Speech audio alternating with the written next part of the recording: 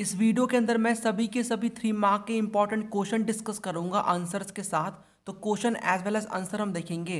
तो यहाँ पर मैंने टॉप 10 क्वेश्चन इंक्लूड करे हैं ज्योग्राफी के, बहुत काम के क्वेश्चन हैं। काफ़ी बार ये क्वेश्चन रिपीट हो जाते हैं, तो PYQs पे ये बेस्ड है सभी के सभी क्वेश्चन। सभी के सभी क्वेश्चंस बहुत काम के हैं, करके जाना इन सभी को एग्जाम में, मिस मत करना। तो आपको देखने को मिलेंगे 3 मार्क के 4 क्वेश्चन, यानी 12 मार्क आपके इस वीडियो से आराम से पक्के हो सकते हैं। इस वीडियो को कंप्लीट देख लेना लास्ट तक। सभी के सभी 10 क्वेश्चन को डिस्कस करूंगा आंसर्स के साथ।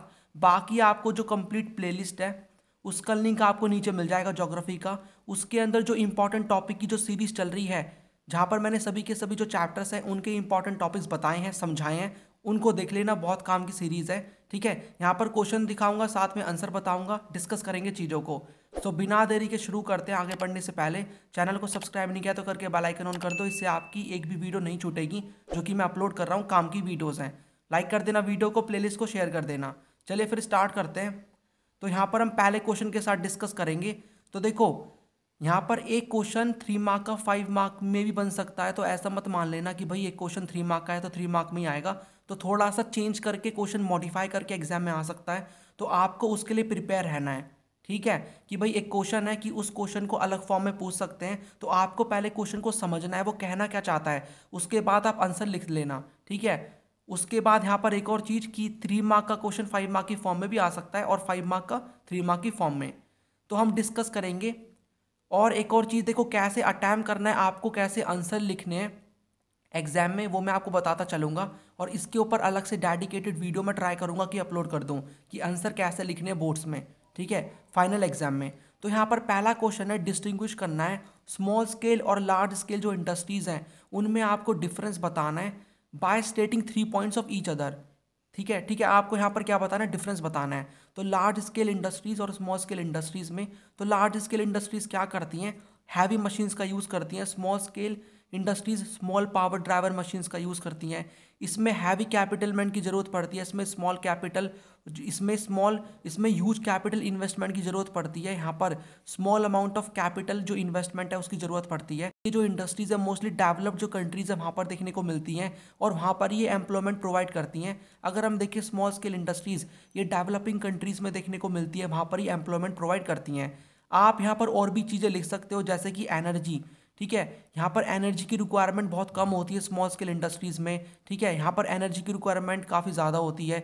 यहाँ पर जो वो है वर्कर वो सेमी स्किल्ड होते हैं, ठीक है। सेमी स्किल्ड लेबर की रिक्वायरमेंट होती है, यहाँ पर जो है स्किल्ड लेबर की रिक्वायरमेंट होती है। तो इस प्रकार से आपको बनाना है, ये बॉक्स बना देना और ऐसे आपको अटैम्प्ट करके आना है, ठीक है। बाकी मैंने जो ये हाईलाइट करे हुए हैं पॉइंट्स, इनको आपको क्या करना है, इनके नीचे लाइन खींच के आना, ताकि जो इंपॉर्टेंट पॉइंट्स हैं, वर्ड्स हैं, उन पे एग्जामिनर जो चेक कर रहा है आपके एग्जाम को उसकी नज़र जाए और आपको पता चले कि हाँ भाई वो देखे कि इस बच्चे ने तो सारे के सारे इंपॉर्टेंट कीवर्ड्स को लिखा है। तो आपको वहाँ पर फुल मार्क देखने को मिलेंगे आपने, ठीक है। तो क्वेश्चन नंबर 2 है कि जो डिस्ट्रीब्यूशन है रोड्स का वो यूनिफॉर्म नहीं है इंडिया में। आपको एग्जामिन करना है स्टेटमेंट को 3 रीज़न देके। तो आपको पहले ऐसे लिखना होगा, फिर आर लगा देना, फिर 3 पॉइंट मेंशन करना, ठीक है। देखो, अगर आप यहाँ पर देखो कितना पूछा है, यहाँ पर 3 रीज़न पूछे हैं तो आपको 3 ही बताने हैं, ठीक है। तो लेकिन अगर यहाँ पर एक और चीज़ है, अगर यहाँ पर नहीं मेंशन होता कि 3 रीज़न बताने हैं और आप वहाँ पर 3 बता के आ रहे हो 3 मार्क के लिए, और आपके बहुत छोटे छोटे पॉइंट्स हैं, एक एक लाइन में ही ख़त्म हो जा रहे हैं, तो उस कंडीशन में क्या करना है आपको, उस कंडीशन में एटलीस्ट 4 से 5 पॉइंट लिख के आना। छोटे छोटे पॉइंट्स है तो, बाकी बड़े बड़े पॉइंट्स है तो कोई बात नहीं, 3 पॉइंट इनफ है। और अगर 3 दे रखा है तो 3 तो लिखने हैं ऑब्वियसली, ठीक है। कहना चाह रहा हूँ वर्ड लिमिट को फॉलो करना। तो यहाँ पर देखो, जो डिस्ट्रीब्यूशन है रोड्स का वो यूनिफॉर्म नहीं है। इसका मतलब कि हमें जो रोड्स है वो हमें कहीं पर ज़्यादा देखने को मिलता है, रोड का नेटवर्क कहीं पर कम देखने को मिलता है। क्या है इसके पीछे का रीज़न है, देखो, जो प्लेन एरियाज़ में रोड का कंस्ट्रक्शन है वो ईजिली से हो जाता है, लेकिन हिली माउंटेनियस जो एरिया है वहाँ पर रोड का कंस्ट्रक्शन इतना अच्छे तरीके से नहीं हो पाता, ठीक है। इसलिए हमें देखने को मिलता है कि जो नदर्न स्टेट्स है हमारे और जो सदर्न स्टेट्स है वहाँ पर अच्छा खासा नेटवर्क है रोड का, as compare to Himalayan and north eastern region. तो अगर मैं यहाँ पर इंडिया का मैप ड्रॉ करूँ तो ये जो हमारा रीजन है, ये नॉर्थ वाला जो माउंटेनियस रीजन है, नॉर्थ ईस्टर्न रीजन, यहाँ पर जो नेटवर्क है रोड का वो इतना अच्छा खासा नहीं देखने को मिलता, ठीक है, एज़ कम्पेयर टू हमारे जो ये वाले स्टेट्स हैं, सदर्न स्टेट्स हैं, उनसे, ठीक है। उसके बाद जो लेवल है इकोनॉमिक डेवलपमेंट, ये भी एक इम्पॉर्टेंट रोल प्ले करता है नेटवर्क ऑफ रोड को डिसाइड करने में। अगर कोई एरिया है जहाँ पर अच्छा खासा इकोनॉमिक डेवलपमेंट है, ट्रेड अच्छा खासा होता है, तो वहाँ पर हमें रोड्स देखने को मिलेंगी अच्छी खासी, एज कम्पेयर टू कि कोई ऐसा एरिया जहाँ पर इकोनॉमिक डेवलपमेंट अच्छा नहीं है। फॉर एग्जांपल राजस्थान, मध्य प्रदेश ऐसे स्टेट हैं जहाँ पर जो एक तरीके से यहाँ पर प्लेन एरियाज है, लेकिन तब भी इकोनॉमिक डेवलपमेंट अच्छी ना होने की वजह से नेटवर्क ऑफ रोड बहुत कम है। और जो इनएक्सेसिबल एरियाज है जहाँ पर हम जा नहीं सकते, जैसे कि कोई वोल्केनिक आइलैंड है, काफ़ी हॉटेस्ट प्लेस है, कोल्डेस्ट प्लेस है, या फिर फॉरेस्टेड एरियाज, रेनी रीजन, हाई ऑल्टीट्यूड एरियाज, यहाँ पर भी कम डेंसिटी देखने को मिलती है रोड्स की। ठीक है, तो इस तरीके से आपको एक्सप्लेन करना है अपने एग्जाम में। थर्ड यहाँ पर क्वेश्चन है, एग्जामिन करना है success of watershed management program जिसको इंप्लीमेंट किया गया in the Jhabua district of Madhya Pradesh. तो जो किस तरीके से वाटरशेड मैनेजमेंट प्रोग्राम को इंप्लीमेंट किया गया वो आपको बताना है। कीवर्ड फाइंड आउट कर लेना। ठीक है, देखो वैसे मैंने जो PYQs हैं वो अपलोड करे हुए हैं 3 मार्क के और 5 मार्क के ऊपर, उन्हीं में से कुछ मैंने टॉप क्वेश्चन यहाँ पर इंक्लूड करे हैं, तो उस वीडियो को भी आराम से आप देख लेना आपको अगर और क्वेश्चन चाहिए प्रैक्टिस के लिए। बाकी सभी के सभी इंपॉर्टेंट मैंने इसमें कवर कर दिए हैं। ठीक है, और अगर आपको डिटेल एक्सप्लेनेशन चाहिए इन सभी क्वेश्चंस की, तो आपको जो इंपॉर्टेंट टॉपिक की जो सीरीज है उसको आप फॉलो कर लेना, आपको वहाँ पर मिल जाएगी।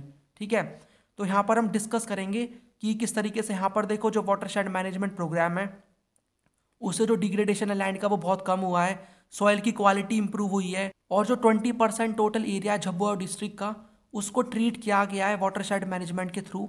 यहाँ पर क्या किया गया है, फूडर जो ग्रास है उसको पेस्टल लैंड में प्लांट किया गया, सोशल फेंसिंग करी गई। फेंसिंग का मतलब होता है बाड़ लगा देना, ताकि यहाँ पर और लोगों को एंट्री करने से कंट्रोल किया जा सके, रोका जा सके।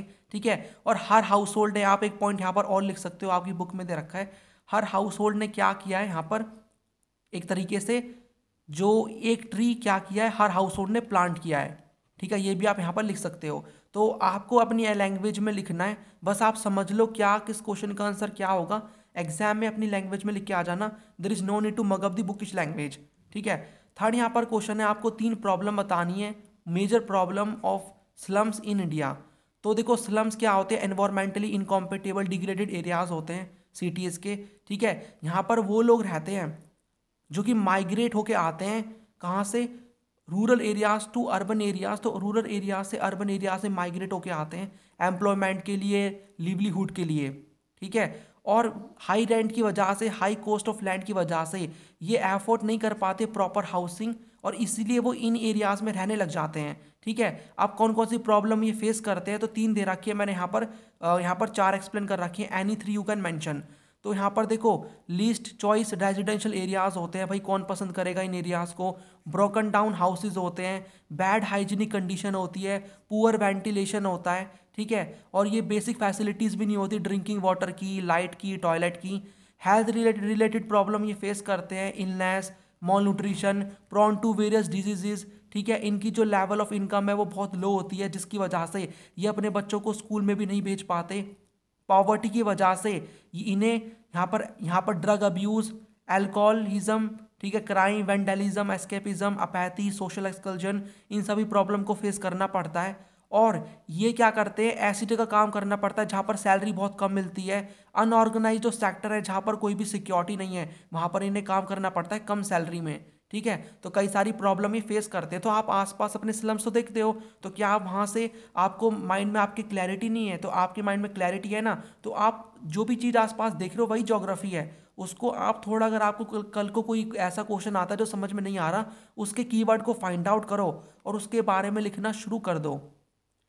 क्वेश्चन नंबर 5 यहाँ पर है कि जो प्रमोशन है use of non conventional source of energy India में, उसकी बहुत ज़रूरत है, यानी कि नॉन कन्वेंशनल एनर्जी सोर्सेज की बहुत ज़रूरत है। एक्सप्लेन करो स्टेटमेंट को, तो भर भर के तारीफ कर दो नॉन कन्वेंशनल एनर्जी सोर्सेज की इस यहाँ पर आंसर में, इस क्वेश्चन के आंसर में।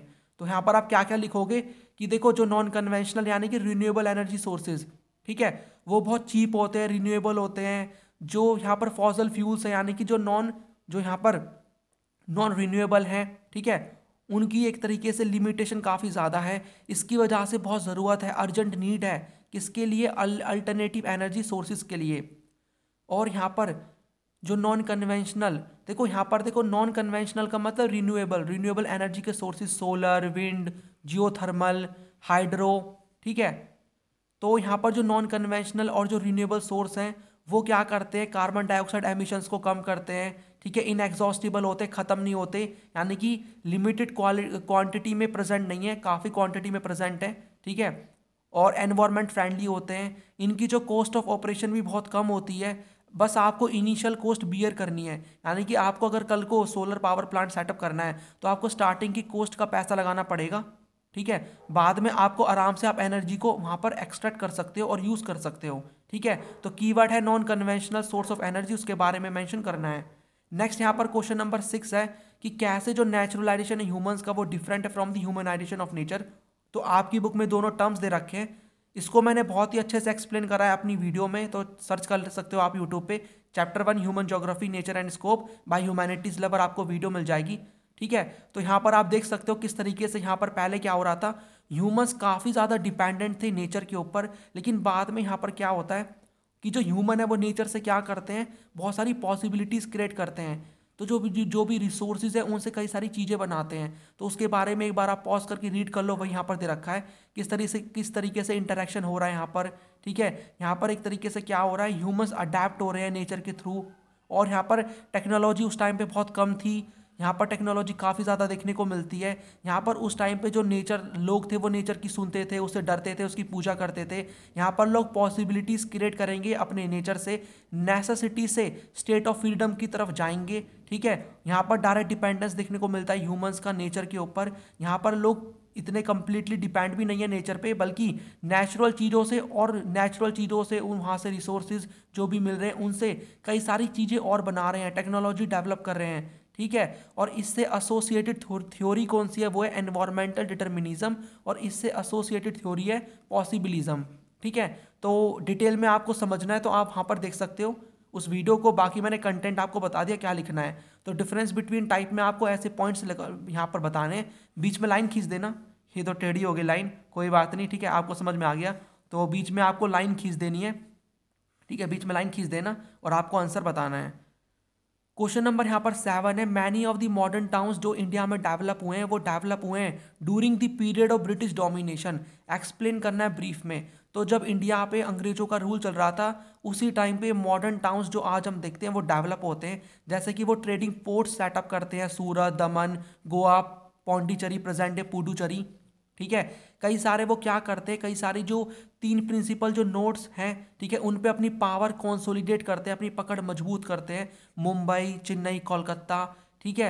और वो कई सारी जो मॉडर्न इंडस्ट्रीज़ हैं वो क्या करती हैं, जो town based on modern industries वो भी इन्वॉल्व होती हैं आफ्टर 1850, जैसे कि जमशेदपुर, ये क्या है, ये टाउन है जो कि बेस्ड है ऑन मॉडर्न इंडस्ट्रीज़।